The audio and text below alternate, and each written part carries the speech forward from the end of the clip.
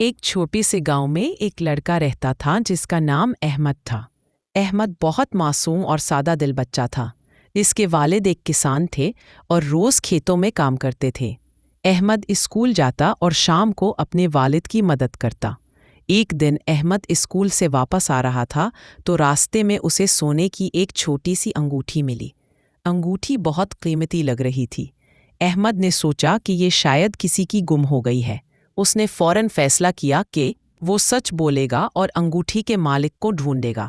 وہ گاؤں کے دروازے پر کھڑا ہو گیا اور بلند آواز میں کہنے لگا، کیا کسی کی انگوٹھی گم ہو گئی ہے؟ مجھے راستے میں ملی ہے۔ کچھ دیر بعد ایک بوڑھا شخص آیا۔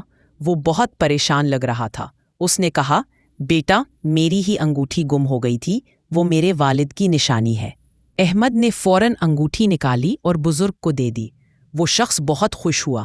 اس نے احمد کے سر پر ہاتھ رکھا اور کہا، بیٹا، تم نے سچ بول کر میرا دل جیت لیا۔ یہ لو، یہ تھوڑے سے پیسے تمہارے انعام کے طور پر۔ احمد نے مسکرا کر کہا، میں نے تو صرف اپنا فرض ادا کیا ہے۔ بوڑھے نے آنسو بھری آنکھوں سے کہا، والا کبھی نقصان میں نہیں رہتا۔ اس دن کے بعد احمد سب کے لیے ایک مثال بن گیا۔ پورے گاؤں میں اس کی ایمانداری کی بات ہونے لگی۔ سبق: ہمیشہ سچ بولنا چاہیے، کیونکہ سچ بولنے والا اللہ کو بھی پسند ہوتا ہے اور لوگوں کے دل نے بھی۔